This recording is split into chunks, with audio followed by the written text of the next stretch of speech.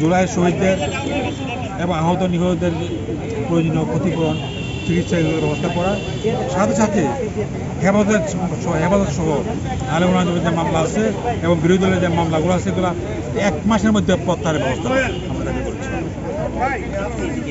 এছাড়া ভারতের সঙ্গে যে চুক্তি করা হয়েছে হাসিনা সরকার যেটা করেছে এটা পুনর্মূল্যায়ন করে যেগুলো দেশ বিরোধী সেগুলো বাতিল করা। নির্বাচন নিয়ে আলোচনা হয়েছে, নির্বাচনের প্রয়োজন সংস্কার করে এরপর নির্বাচনের ব্যবস্থা করা। কতদিন আমরা দিন করি আমরা যত তাদের সম্ভব, যেহেতু নির্বাচনই একটা মুখ্য বিষয়, যত তাদের সম্ভব সংস্কার না করে নির্বাচন করা হয় কোনো লাভ হবে না। সংস্কারগুলি কি কি চাইছে? সংস্কারের ক্ষেত্রে আমরা বলেছি ত্রিকক্ষ বিশিষ্ট পার্লামেন্ট করা, আমরা বলেছি নিম্নকক্ষে 500 সদস্য কমপক্ষে থাকা এবং নির্বাচন কমিশনের মাধ্যমে নির্বাচনের যাবতীয় বিষয় কন্ডাক্ট করা এবং প্রয়োজনীয় বরাদ্দ দলগুলোকে একটা নির্দিষ্ট পরিমাণ টাকা অর্থ বরাদ্দ করা এবং যাতে করে যোগ্য লোকগুলো দাঁড়াতে পারে, সৎ লোকগুলো দাঁড়াতে পারে, এর জন্য অর্থশক্তিকে যাতে নির্বাচনে প্রবিস্তার করতে না পারে এই জন্য প্রয়োজনীয় ব্যবস্থা গ্রহণ করা, যা যা করা প্রশ্ন।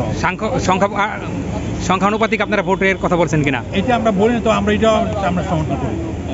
প্রধান উপদেষ্টা কি বলেছেন আপনাদের? উনি আশ্বাস দিয়েছেন আমি আমার সঙ্গে যা সম্ভব আমাদের ভোট করার সমর্থন আমরা করব।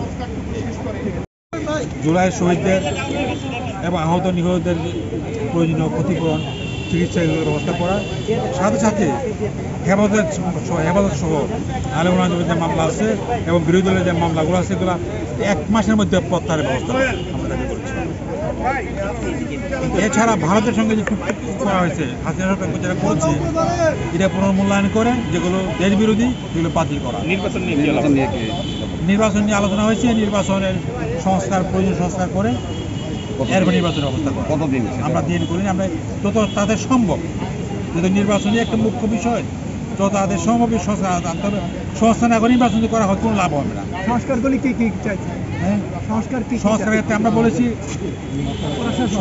ত্রিকক্ষ বিশিষ্ট পার্লামেন্ট করা, আমরা বলেছি নিম্নকক্ষে 500 সদস্য কমপক্ষে থাকা এবং নির্বাচন কমিশনের মাধ্যমে নির্বাচনের যাবতীয় বিষয় কন্ডাক্ট করা এবং প্রয়োজনীয় বরাদ্দ দলগুলোকে একটা নির্দিষ্ট পরিমাণ টাকা অর্থ বরাদ্দ করা এবং যাতে করে যোগ্য লোকগুলো দাঁড়াতে পারে, সৎ লোকগুলো দাঁড়াতে পারে, এর জন্য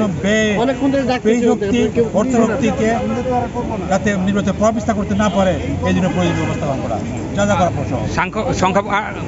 সংখ্যানুপাতিক আপনারা ভোটের কথা বলছেন কিনা? এটা আমরা বলিনি, তো আমরা এটাও আমরা সমর্থন করি। প্রধান উপদেষ্টা কি বলেছেন আপনাদের? উনি আশ্বাস দিয়েছেন আমি আমার সঙ্গে যা সম্ভব আমাদের ভোট করার সমর্থন।